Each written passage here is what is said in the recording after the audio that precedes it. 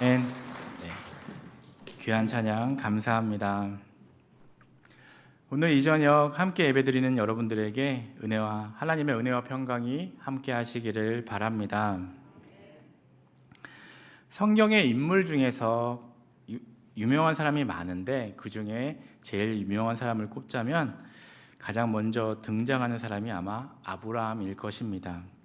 그는 소위 믿음의 조상이라고도 불립니다. 성경은 예수 그리스도를 믿는 사람들이 믿음으로 다 아브라함의 자손이라고 말씀합니다. 그런데 놀랍게도 이 믿음의 조상이라고 불리는 아브라함은 믿음의 가정에서 태어나고 자란 사람이 아니었습니다. 다른 신들을 섬기던 사람이었고 아브라함의 아버지는 우상 숭배를 하고 우상 조각을 만들던 사람이었습니다. 아브라함은 하나님과 전혀 상관없이 살던 집에서 태어나 하나님 없이 인생을 살았던 사람입니다. 그런데 하나님은 어느 날 갑자기 아브라함을 부르셨습니다. 아브라함이 하나님을 먼저 찾은 것이 아니라 하나님이 그에게 오셔서 그를 부르신 것입니다. 우리가 믿은 것 같지만 내가 예수님을 믿고 구원받은 것이지만 내가 결단하고 믿은 것이 맞지만 놀랍게도 내가 결단하게 된 그 자체가 하나님의 은혜라는 것입니다. 우리가 하나님을 먼저 알아서 찾은 것이 아닙니다. 이것이 은혜입니다. 세상이 하나님을 사랑한 것이 아니라 하나님께서 세상을 사랑하셨습니다. 하나님은 처음 아브라함 부르실 때 이렇게 말씀하십니다. 창세기 12절 1절 말씀입니다. 여호와께서 아브라함에게 이르시되 너는 너의 고향과 친척과 아버지의 집을 떠나 내가 내게 보여줄 땅으로 가라. 창세기 12장에 하나님이 아브라함을 처음 부르신 이야기가 나오는데 바로 이렇게 말씀하시며 부르셨습니다. 이때 아브라함은 주님께서 가라고 명령하시는 땅이 어디인지도 몰랐습니다. 어디인지 가르쳐주지 않으셨습니다. 하나님은 아브라함에게 어디로 갈 것인지 미리 정보를 주시고 떠나라 하신 것이 아닙니다. 하나님은 갑자기 나타나셔서 말씀하셨습니다. 너는 내가 내게 보여줄 땅으로 가라. 아직 보여주신 것도 아니고 거기가 어디인지도 알려주신 것도 아닌데 앞으로 보여줄 땅으로 무조건 가라고 하십니다. 우리가 진로를 놓고 기도하거나 다른 직장을 알아보거나 사업을 하다가 다른 사업으로 바꾸는 경우가 있습니다. 그렇게 할 때 우리는 기도합니다. 갑자기 하나님이 음성으로 들려주실 수도 있고 마음에 확신을 주실 수도 있고 또 환경을 통해 인도해 주실 수도 있습니다. 그러면 직장이 어느 지역에 있고 이제 어디 살아야 할지 알아보며 가는 게 당연하지 않겠습니까? 어디로 갈지 알고 이사를 하지 모르고 이사하는 사람이 어디 있겠습니까? 목적지가 없이 그냥 무조건 가는 사람은 없습니다. 무조건 가라 하실 때 예 하고 갈 수 있는 사람이 얼마나 되겠습니까? 그런데 하나님은 아브라함에게 그렇게 말씀하셨습니다. 이때 아브라함이 어떻게 반응합니까? 오늘 말씀 8절 말씀을 함께 읽겠습니다. 믿음으로 아브라함은 부르심을 받았을 때에 순종하여 장래의 유업으로 받을 땅에 나아갈새 갈 바를 알지 못하고 나아갔으며. 아멘. 아브라함의 반응이 놀랍습니다. 그는 어디로 가야 하는지도 몰랐지만 길을 떠났다는 것입니다. 하나님의 말씀을 신뢰하여 떠난 것입니다. 아브라함의 이러한 행동의 근거는 하나님에 대한 믿음이었고 또 그의 믿음의 근거는 바로 하나님의 말씀이었습니다. 아브라함이 무엇을 보았기 때문에 떠난 것이 아닙니다. 그가 환상을 본 것도 아닙니다. 믿음은 보는 것에 근거하지 않습니다. 경험에 근거하지 않습니다. 믿음은 하나님의 말씀에 기초를 둡니다. 아브라함은 하나님이 자신에게 하신 말씀을 믿고 그 말씀을 주신 하나님을 신뢰하여 당시 살고 있던 갈대아 우르 지역을 떠났습니다. 이것은 대단한 모험입니다. 그런데 바로 이것이 믿음이라고 성경이 가르쳐 줍니다. 성경적인 믿음이 무엇입니까? 그것은 결코 맹목적인 신앙이나 어떤 광적인 신앙이 아닙니다. 성경적인 믿음은 하나님이 주신 말씀에 근거한 믿음입니다. 기도할 때 하나님의 인도하심을 받거나 머릿속에 스치는 생각이 있거나 음성을 들을 수 있고 또 환상도 볼 수 있습니다. 그런데 내가 본 것이나 내가 들은 하나님의 음성이 성경 말씀과 일치하는가를 잘 따져보아야 하는 것입니다. 전혀 일치하지 않는 어떤 환상을 보거나 음성을 들었다면 그것은 잘못된 것일 수 있고 하나님이 주신 것이 아닐 수가 있는 것입니다. 성경적인 믿음, 올바른 믿음은 하나님 말씀에 근거한 믿음입니다. 아브라함의 믿음의 근거가 바로 하나님의 말씀이었습니다. 당시에는 당연히 우리처럼 성경을 책으로 갖고 있지 않았고 하나님께서 말씀해 주신 것인데 그는 그것을 듣고 따랐습니다. 다른 증거는 없었습니다. 그러나 그는 하나님께서 말씀하셨기 때문에 그 말씀을 믿고 떠났습니다. 믿음의 근거는 하나님의 말씀이고 믿음의 표현은 순종입니다. 아브라함의 믿음은 결코 맹목적이거나 이론적인 것이 아니었습니다. 그 믿음은 실제적인 믿음이었고 그것은 순종으로 표현된 것이었습니다. 참 믿음은 언제나 행동을 낳습니다. 정말 믿으면 행동이 뒤따르게 되어 있는 것입니다. 행동이 없는 믿음이 참된 믿음일 수 있겠습니까? 믿습니다 라고 하지만 그것과 다르게 행동하거나 하지 않으면 그것이 참된 믿음은 아닐 것입니다. 아브라함은 하나님과 그분이 약속하신 말씀을 믿었기 때문에 갈 바를 알지 못하고도 나아갈 수 있었습니다. 하나님이 가라고 하셨고 또 책임져 주시겠다고 하셨으니까 그럴 것이라는 믿음이 있었던 것입니다. 그래서 믿음으로 그는 어디인지도 모르는 미지의 땅을 향해 나아갔던 것입니다. 이런 아브라함의 결단은 정말 놀랍고 대단합니다. 그는 하나님의 말씀 한마디에 자기의 남은 모든 인생을 걸었습니다. 우리가 같은 도시 안에서, 같은 나라 안에서도 이사하는 것이 얼마나 복잡하고 또 얼마나 많은 변화를 일으킵니까? 우리가 여기서 살다가 또 다른 데 집을 사서 옮기는 것도 사실 상당한 시간과 노력이 들어가는 일입니다. 그런데 아브라함은 지금부터 수천 년 전 사람입니다. 그 고대 사회에서 이사를 한다는 것은 목숨을 거는 일이나 마찬가지였습니다. 그것도 그냥 가족 몇 명이 함께 이사가고 짐을 약간 챙겨서 가는 수준이 아니라 그에겐 가축만 해도 엄청났습니다. 가족과 종들뿐 아니라 가축까지 다 데려가 간다는 것이 얼마나 대단한 일이었겠습니까? 게다가 갑자기 강도도 만날 수 있으니까 스스로 보호하면서 옮겨야 했는데 이것은 절대 쉬운 일이 아니었습니다. 이렇게 전혀 모르는 땅을 향해서 떠난다는 것은 정말 굉장한 믿음이고 또 그것이 바로 순종입니다. 그는 어떻게 그럴 수 있었습니까? 단 하나밖에 없었습니다. 말씀 때문입니다. 하나님이 약속해 주신 말씀을 믿었기 때문입니다. 하나님은 아브라함에게 떠나라고 명령만 하신 것이 아니라 엄청난 약속을 함께 주셨습니다. 창세기 12장 2절에서 3절 말씀을 함께 읽겠습니다. 내가 너로 큰 민족을 이루고 내게 복을 주어 내 이름을 창대하게 하리니 너는 복이 될지라.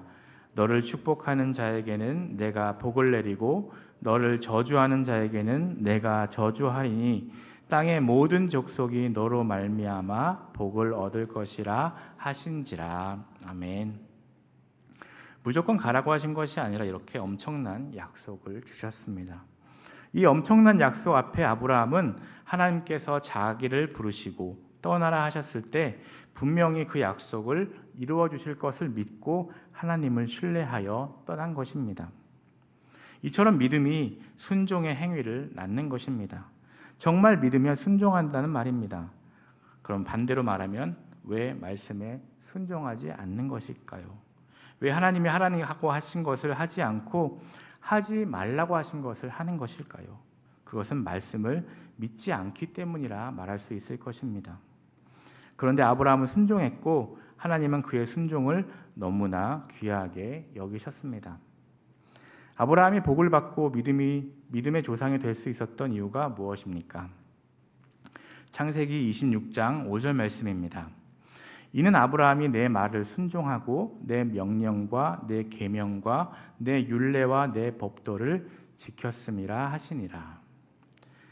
하나님을 믿는 우리가 평생 배워야 할 가장 믿음의 교훈이 바로 순종입니다. 히브리서 5장에 보면 하나님의 아들이신 예수님도 고난으로 순종을 배웠다고 말씀합니다. 또 빌립보서 2장에서도 예수님께서는 죽기까지 순종함으로 하나님의 뜻을 이루시고 모든 이름 위에 뛰어난 이름을 받으셨습니다. 그런데 그가 처음부터 완전한 순종을 한 것이 아니었다는 사실도 기억할 필요가 있습니다. 아브라함은 삶의 여러 위기를 겪으면서 그 과정을 통과하는 가운데 순종을 배우게 되었습니다. 그는 처음부터 완전한 믿음의 사람이었기에 하나님이 그를 부르시고 사용하신 것이 아닙니다. 하나님이 부르신 후에 계속 하나님을 따라가면서 그것들을 배웠습니다. 실수할 때도 있었고 하나님의 뜻과 반대된 일을 할 때도 있었습니다. 그러나 그 모든 성공과 실패의 과정 속에서 하나님께 순종하는 법을 배웠던 것입니다. 아브라함도 처음부터 완전히 순종하는 사람이 아니었다는 사실에 우리가 위로를 받습니다. 그러나 그는 그렇게 수많은 시행착오를 겪고 큰 대가를 지불하면서 순종의 중요성을 배웠습니다. 그리고 그는 결국 하나님께 온전히 순종하는 사람으로 변화되었습니다. 믿음과 순종은 분리될 수 없는 것입니다. 정말 믿으면 믿는 대로 행동이 나오지 않을 수 없습니다. 우리가 하나님을 사랑한다고 하면서 하나님을 사랑하는 어떤 행동도 하지 않는다면 그 믿음이 어떻게 진심이겠습니까? 그래서 성경이 믿음과 함께 강조하는 것이 바로 순종입니다. 믿는 것은 사실 사랑이기도 합니다. 하나님을 사랑하라고 하셨습니다. 그런데 사랑한다고 하면서 예배를 안 드리고 사랑한다고 하면서 전혀 기도도 안 하고 사랑한다고 하면서 하나님의 말씀도 읽지 않는 것이 어떻게 진짜 사랑일 수 있겠습니까? 이래서 안 되고 저래서 안 되고 정말 사랑하면 그렇게 하지 않습니다. 사랑하는 사이에는 바쁜 시간 중에 시간을 쪼개서라도 만나지 않으셨습니까? 정말 하나님을 믿고 사랑한다면 그분과 만나서 함께 교제하고 또 그분의 말씀에 순종한다는 것입니다. 그런데 어떤 사람은 두려움 때문에 순종하거나 의무감 때문에 순종하기도 합니다. 특히 어렸을 때부터 교회에서 자란 사람일수록 그렇습니다. 그렇게 자랐기 때문에 안 하면 뭔가 좀 찝찝하고 또 안 하면 벌 받을 것 같습니다. 그래서 어쩔 수 없이 주일에 예배를 나오고 어쩔 수 없이 신앙생활을 하긴 하는데 그러면 얼마나 괴롭고 짐이 되겠습니까? 또 어떤 사람은 강압 때문에 어쩔 수 없이 순종하기도 합니다. 그것이 어떻게 순종이겠습니까? 성경이 알려주는 순종은 믿음으로 인한 자발적 순종입니다. 사실은 거기에 참 기쁨과 자유가 있다는 것을 알게 하는 순종입니다. 하나님과 그분의 말씀을 신뢰하며 첫걸음을 내디딘 아브라함처럼 믿음으로 순종하기를 배우라고 하나님께서 우리에게 오늘 말씀하고 계시는 것입니다. 믿음의 근거는 말씀이고 믿음의 표현은 순종이며 믿음의 결과는 축복입니다.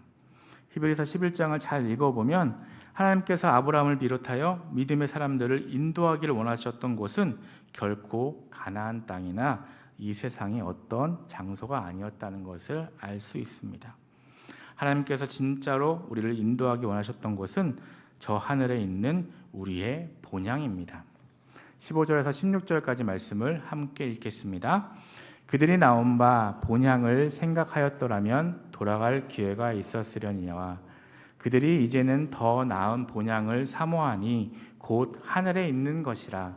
이러므로 하나님이 그들의 하나님이라 일컬음 받으심을 부끄러워하지 아니하시고 그들을 위하여 한 성을 예비하셨느니라. 아멘. 여러분, 고향을 생각하면 어떤 생각이 드십니까? 그리워지는 마음이 드는데 인간에게는 본향을 향한 그리움이 있기 때문입니다. 우리는 천국을 향해서 또 그런 마음이 있습니다. 아무리 지금 행복하게 살고 또 마음이 꽉 차게 살아도 뭔가 그리워하는 마음 한켠에는 그런 부족한 부분이 있습니다. 그것은 바로 천국을 향한 본향을 향한 그리움인 것입니다. 그것에 가면 그것들이 다 채워집니다. 그때는 그런 그리움이 없어지고 그곳에서 주님을 만나면 그렇게 될 것입니다. 갈대아 우르에서 그곳이 전부인 것처럼 살아가던 아브라함에게 하나님의 음성이 들려왔습니다. 아브라함아, 이곳을 떠나라. 성경에 자세히 나오지는 않았지만 그때 아브라함이 얼마나 고민했겠습니까? 그래서 하나님의 말씀 앞에서 자신의 생애를 걸고 떠난 행동은 모험이며 믿음이었습니다. 그리고 그때부터 아브라함은 하나님 나라의 소망을 갖기 시작했습니다. 하지만 아브라함은 이 땅에서 사는 동안 분명히 외국인과 나그네로 살았습니다. 13절에서 14절 말씀입니다.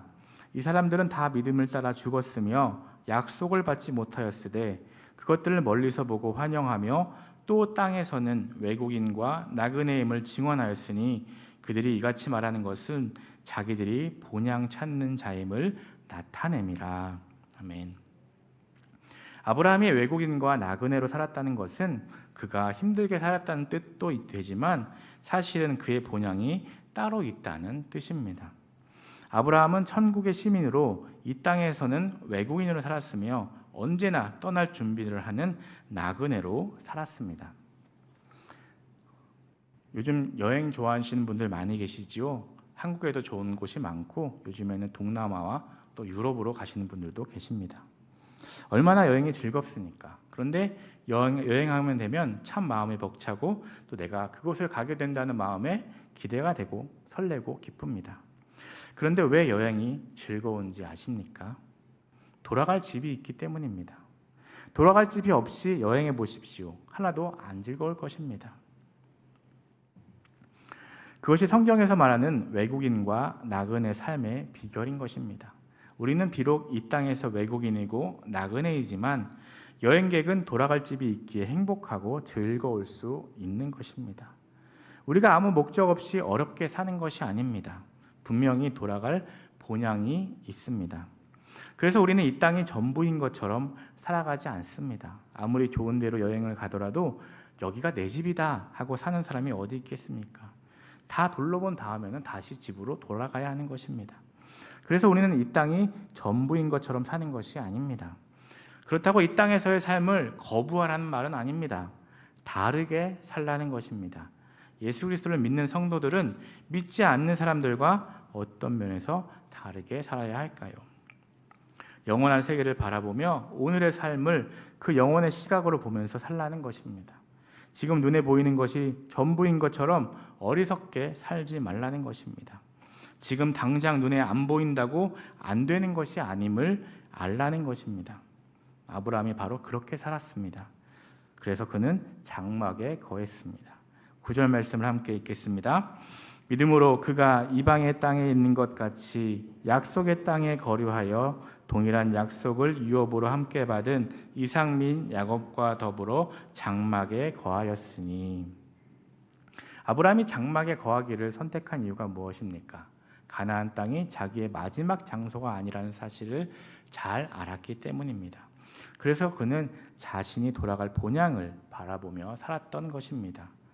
그의 후손인 요셉도 이집트에서 총리라는 높은 자리까지 올라갔으면서도 자기가 죽으면서 왜 자기의 유골을 가지고 나가달라고 했겠습니까? 그곳이 자기가 영원히 머물 곳이 아니라는 것을 알았기 때문이었습니다. 장막이라는 것은 어떤 것입니까? 언제든지 옮기기 쉬운 곳입니다. 창세기를 보면 아브라함은 부자였습니다. 그런데 그는 장막에 거하는 것으로 만족하며 살았습니다. 그는 하나님의 계획하시고 지으실 터가 있는 성을 바라보았기 때문이라는 것입니다. 비록 그 성은 아직 눈에 보이지 않지만 아브라함은 그곳을 향해 믿음으로 떠났고 그 과정을 믿음으로 걸었고 또 믿음으로 살았습니다. 그렇게 믿음으로 살았던 결과가 무엇입니까? 11절에서 12절 말씀 함께 읽겠습니다. 믿음으로 사라 자신도 나이가 많아 단산하였으나 잉태할 수 있는 힘을 얻었으니 이는 약속하신 이를 미쁘신 줄 알았습니다. 이러므로 죽은 자와 같은 한 사람으로 말미암아 하늘의 허다한 별과 또 해변의 무수한 모래와 같이 많은 후손이 생육하였느니라. 아멘. 미쁘시다라는 말은 신실하시다라는 뜻입니다.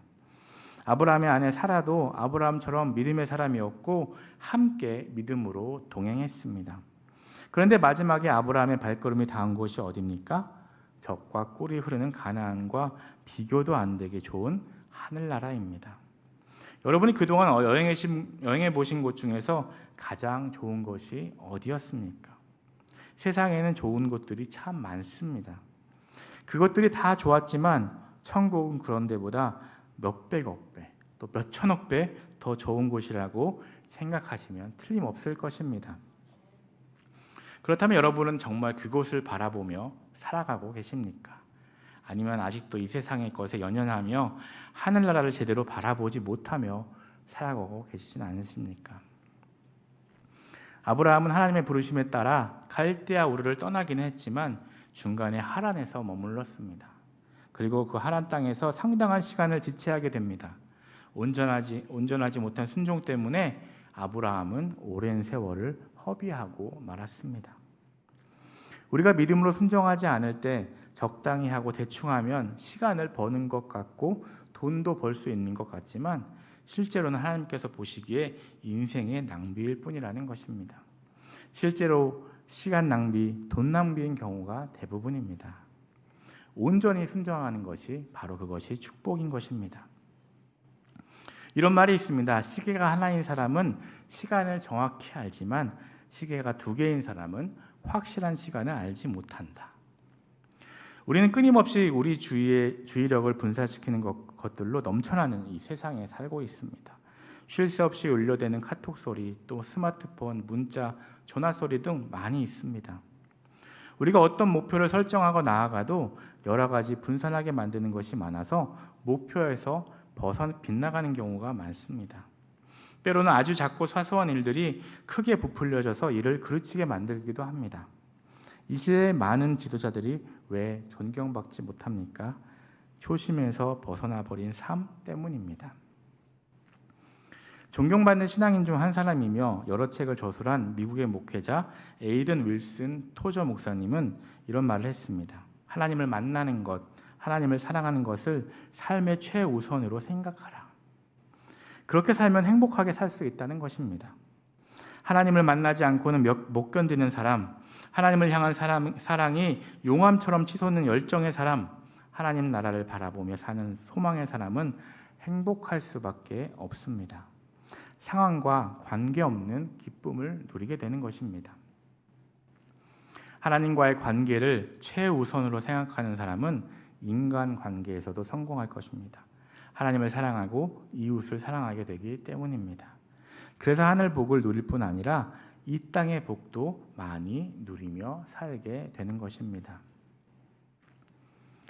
다른 어떤 것도 아닌 오직 하나님 나라만을 바라보며 믿음으로 승리한 아브라함처럼 하나님 나라를 바라보며 믿음으로 승리하는 우리 모두가 되기를 주님의 이름으로 축복합니다. 기도하시겠습니다. 사랑의 하나님, 오늘 말씀을 통하여 깨달아 알게 하시고 또